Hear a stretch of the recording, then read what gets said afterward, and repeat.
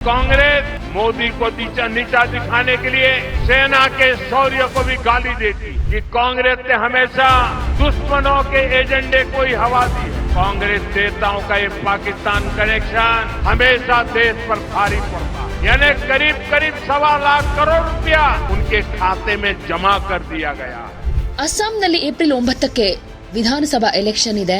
ಹೀಗಾಗಿ ನರೇಂದ್ರ ಮೋದಿಯವರು ಅಸ್ಸಾಂನ ನಾನಾ ಕಡೆಯಲ್ಲಿ ಭರ್ಜರಿ ಪ್ರಚಾರದಲ್ಲಿ ತೊಡಗಿಕೊಳ್ತಿದ್ದಾರೆ. ರ್ಯಾಲಿಗಳಲ್ಲಿ ಅಬ್ಬರದ ಭಾಷಣವನ್ನ ಮಾಡ್ತಾ ಇದ್ದಾರೆ. ಈ ಸಂದರ್ಭದಲ್ಲಿ ಭಾಷಣ ಮಾಡ್ತಾ ಅಸ್ಸಾಂನ ವೀರರು ದೇಶಕ್ಕಾಗಿ ಅನೇಕ ಬಲಿದಾನಗಳನ್ನು ಕೊಟ್ಟಿದ್ದಾರೆ. ಆದರೆ ಕಾಂಗ್ರೆಸ್ ನರೇಂದ್ರ ಮೋದಿಯವರನ್ನ ಕೆಳಗಿಳಿಸೋದಕ್ಕೆ ಸೇನೆಯ ಶೌರ್ಯವನ್ನೇ ಅವಮಾನ ಮಾಡ್ತಾ ಇದೆ ಅಂತ ಹೇಳಿದ್ರು. ಸರ್ಜಿಕಲ್ ಸ್ಟ್ರೈಕ್ ಆಗ್ಲಿ, ಏರ್ ಸ್ಟ್ರೈಕ್ ಆಗ್ಲಿ, ಕಾಂಗ್ರೆಸ್ ಯಾವಾಗ್ಲೂ ಶತ್ರುಗಳ ಅಜೆಂಡಾಗೆ ಬೆಂಬಲ ಕೊಡೋ ಹಾಗೆ ವರ್ತಿಸ್ತಾ ಇದೆ. ಆಪರೇಷನ್ ಸಿಂಧೂರ್ ಟೈಮ್ನಲ್ಲೂ ನಮ್ಮ ಸೇನೆ ಕೆಲವೇ ಗಂಟೆಗಳಲ್ಲಿ ಪಾಕಿಸ್ತಾನವನ್ನ ಮಣಿಸೋದಕ್ಕೆ ಪಣ ತೊಡ್ತು.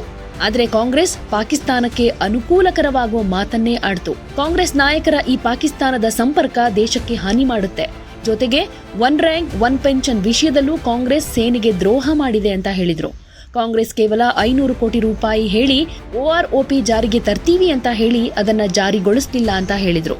ಆದ್ರೆ ಬಿಜೆಪಿ ನೇತೃತ್ವದ ಸರ್ಕಾರ OROP ಜಾರಿಗೆ ತಂದು ಇಲ್ಲಿ ತನಕ ಸುಮಾರು 1.25 ಲಕ್ಷ ಕೋಟಿ ರೂಪಾಯಿಗಿಂತ ಹೆಚ್ಚು ಹಣವನ್ನ ನಿವೃತ್ತ ಸೈನಿಕರ ಖಾತೆಗಳಿಗೆ ಜಮೆ ಮಾಡಿದೆ ಅಂತ ಹೇಳಿದ್ರು. ಕೊನೆಯಲ್ಲಿ ಅಧಿಕಾರಕ್ಕಾಗಿ ಕಾಂಗ್ರೆಸ್ ಏನ್ ಬೇಕಾದ್ರೂ ಮಾಡುತ್ತೆ, ಇದರಿಂದ ಅಸ್ಸಾಂಗೆ ಎಷ್ಟೆಲ್ಲ ಹಾನಿಯಾಗಿದೆ ಅಂತಾನು ಆರೋಪ ಮಾಡಿದ್ರು. परिवार भी रहते हैं।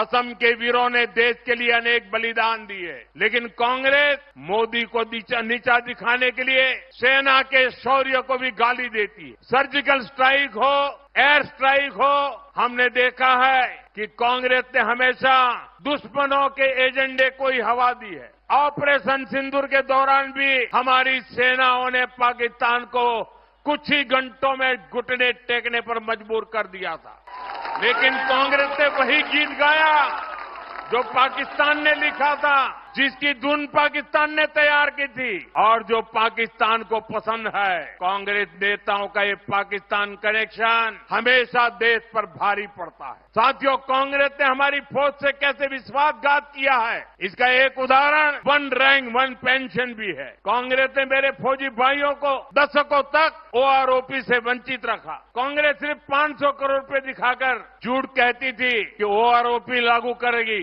ये बीजेपी एनडी सरकार है जिसने OROP का लाभ मेरे फौजी परिवारों को दिया और अब तक 1,24,000 करोड़ रुपए से ज्यादा यानी करीब करीब 1.25 लाख करोड़ रुपया OROP के पूर्व फौजियों को उनके खाते में जमा कर दिया गया है। साथियों, सत्ता के लिए कांग्रेस कुछ भी कर सकती है और असम को इसका बहुत नुकसान हुआ है।